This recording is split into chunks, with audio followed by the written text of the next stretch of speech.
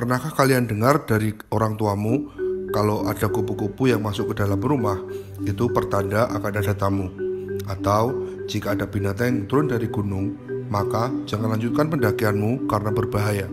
Nah, jika orang tua kalian pernah mengatakan hal tersebut, berarti mereka sedang mengamalkan ilmu titen.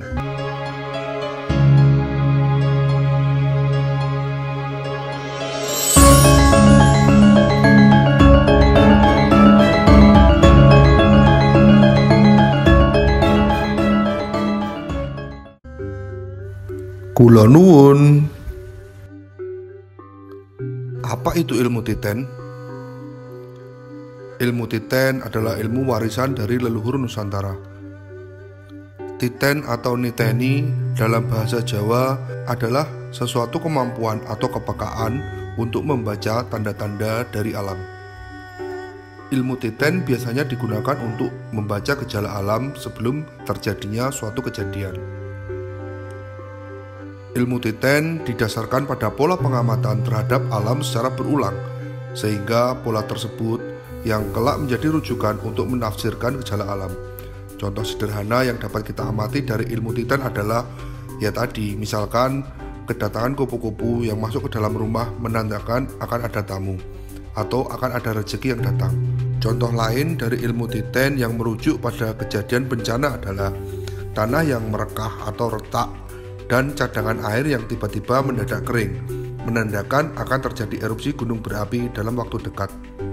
Ada yang bisa menjelaskannya secara ilmiah, ada pula yang belum terjelaskan, sehingga masyarakat luas selalu menghubungkannya dengan supranatural.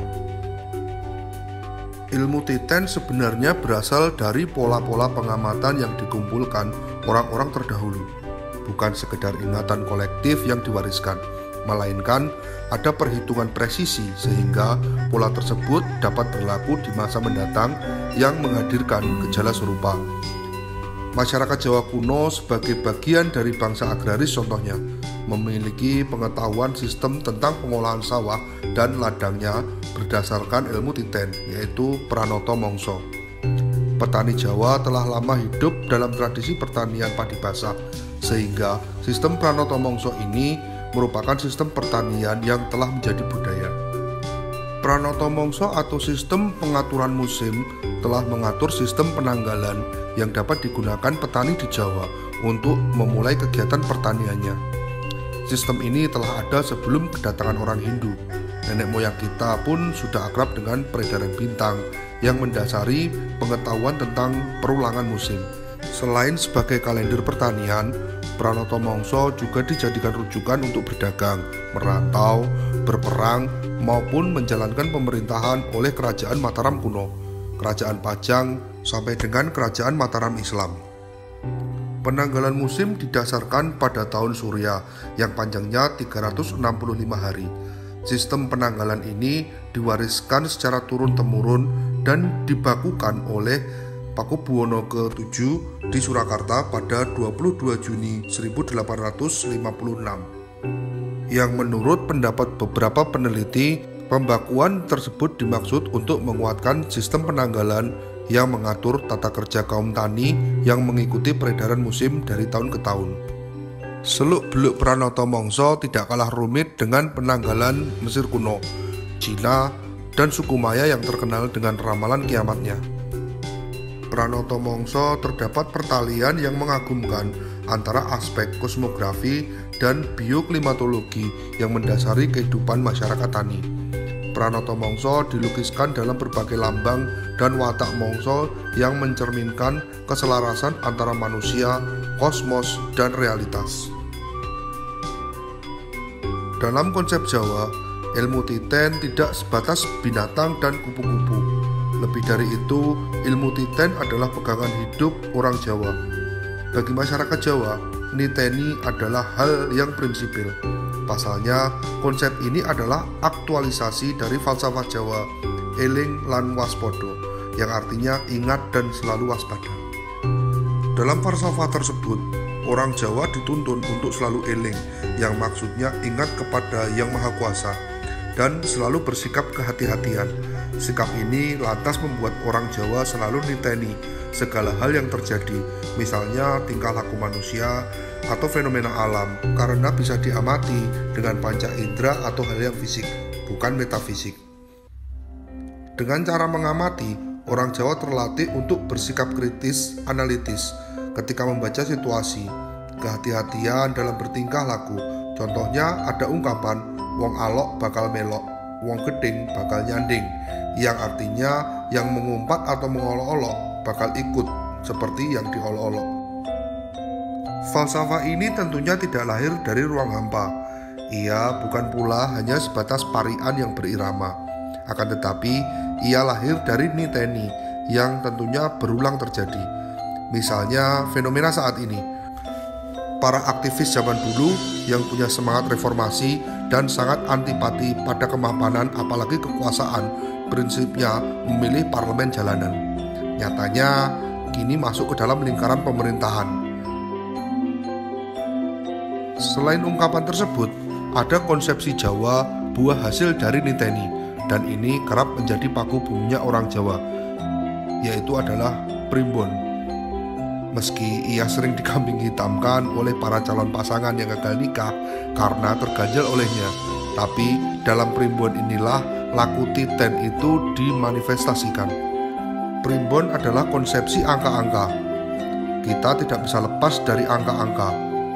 Kata Pitagoras, dunia ini tersusun atas harmonisasi angka-angka.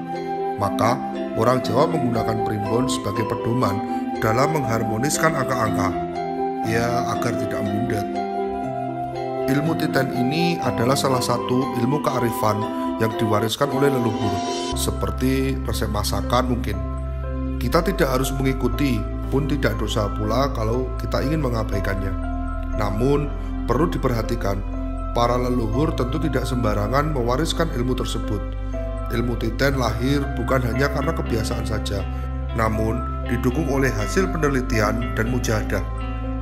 Mujahadah ini pun tidak sembarangan, bahkan ada yang harus bertirakat lama untuk menghasilkan sebuah pengetahuan yang melampaui panca indera.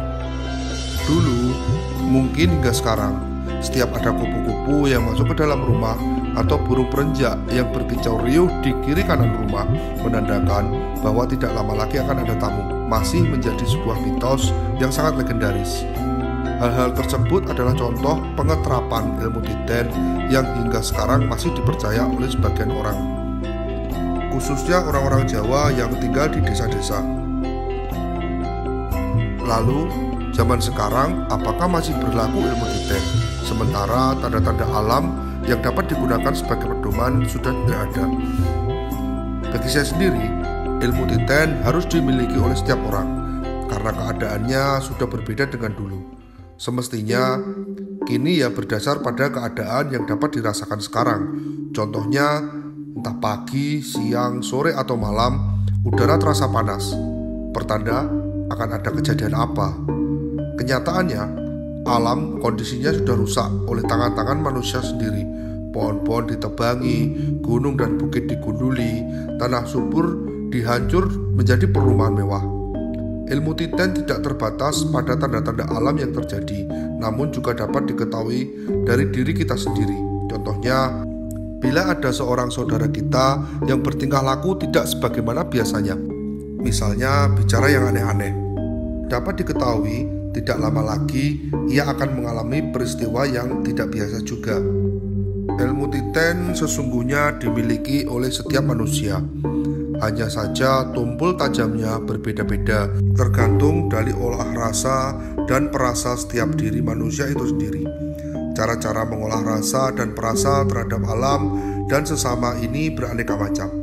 Ada yang bertapa, menjalani laku, berpuasa, berdoa, dan bermawas diri. Dengan cara-cara tersebut, dipercaya manusia akan dapat menata rasa dan perasanya agar lebih bisa mendengar suara alam di sekitarnya. Maka dari itu, marilah kita semua melatih diri terhadap ilmu titen ini sejak sekarang. Mawas terhadap kiri kanan, membaca tanda-tanda yang diberikan oleh alam dan sesama kita. Jangan lupa subscribe, like, dan komen agar kita bisa sama-sama terus belajar mengenai budaya. Matur nuwun.